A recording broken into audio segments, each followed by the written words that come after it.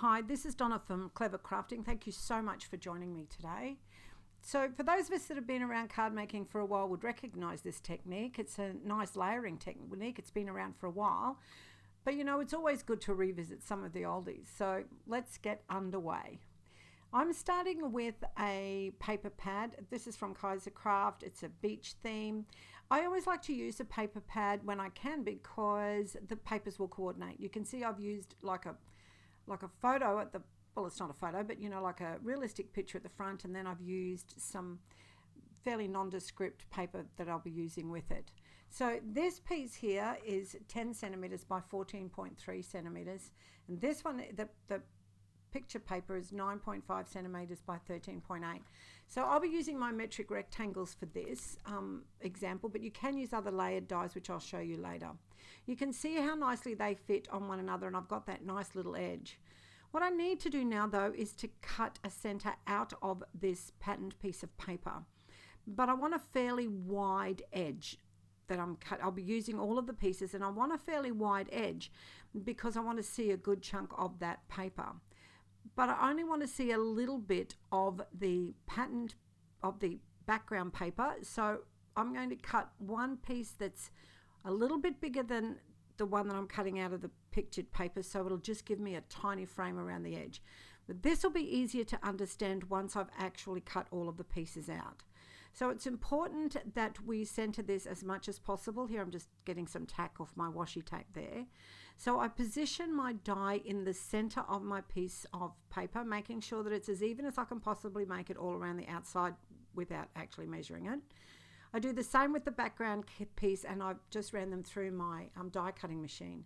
So now you can see that the piece that we've cut out from the background piece will cover the hole that's left on the patterned paper, and then that smaller piece that came out of the patterned paper will go on top, and it leaves that nice little edge.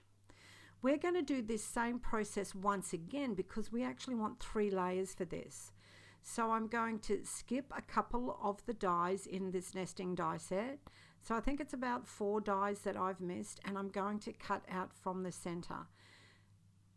That's the wrong size. I was thinking that that was the wrong size. Let's go for the next one down. So we have the same edge on this piece as we do on the previous piece. We want it all to be cohesive, and by making these the same width will really help. Once again, we're going to use the die that's just one bigger for the background papers and run them through our die cutting machines.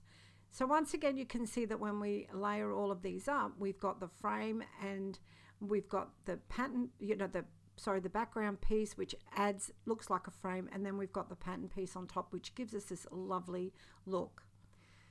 To pop this together, I'm just going to be putting a background piece and one of the pattern papers together, and I'll do 3 lots of these. So this is the first one. This is go right at the bottom, and you can see that I've just popped glue around the outer edge of that top piece of that patterned piece. I am actually lining that up. I like to put it into a landscape way, so it's easier for me to see to line it up nice and neatly. I'm going to do the same with the next one. Of course, the advantage of using wet glue means that I have a little bit of wriggle room, so I can move the pieces around if I need to. So if you line this up on the bottom and the 2 sides, whether you've got it landscape or portrait, then the fourth side will be even. And now we're just going to do the top one.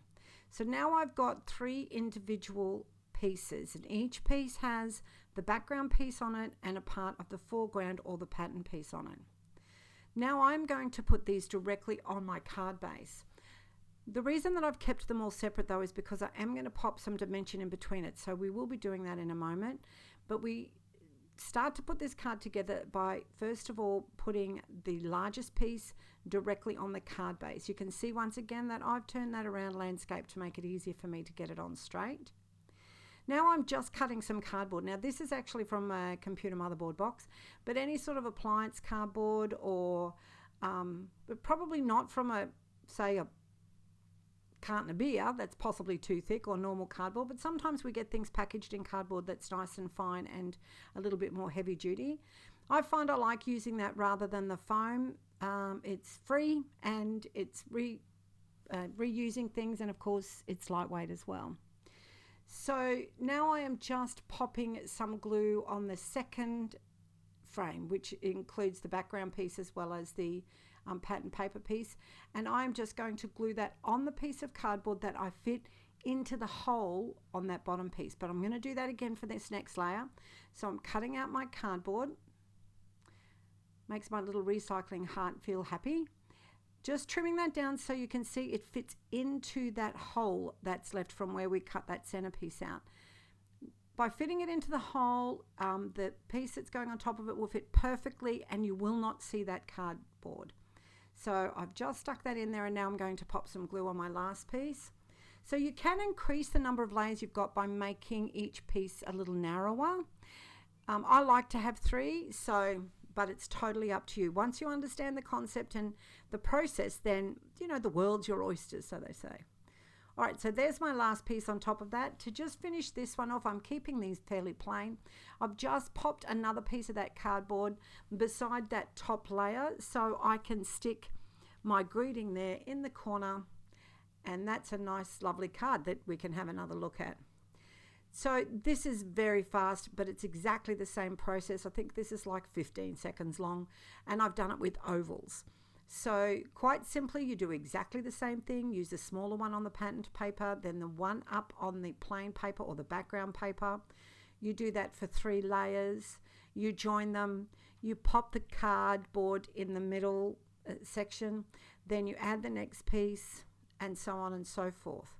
Now, I'm a little bit disappointed about the color background that I chose for this one, but you know, I guess you can't love every card you make, but I love the process and it's cute enough. You can see once again, this time I'm just sticking some cardboard on the back of my greeting so it will sit nice and evenly on the front of my card. Obviously a little bit more glue, and we can just pop that on there, and that's done with ovals. So at the end, I've got some photos, and the very last one is of my favorite one, which is a Christmas card that I made using the same technique. So the Christmas card one I made in circles, as I said, you'll see that soon, but you can do this with diamonds or squares or really any shape that you've got a lot of nesting dies for, and you will be using minimal supplies. That's hardly, it's only 2 little pieces of paper for this. So it works beautifully. I will have links below to our Facebook group, so if you choose to make this, we would love to see your creation. So it'd be great if you came over and had a look at us and maybe joined us. I'll also put a link below to the PDF supply list that you'll be able to print out, and you'll know what you need to cut. If you enjoyed this today and if you learned something, I would love you to hit the subscribe button and the little thumbs up button, because both of those things help me. Until next time, stay safe and happy crafting.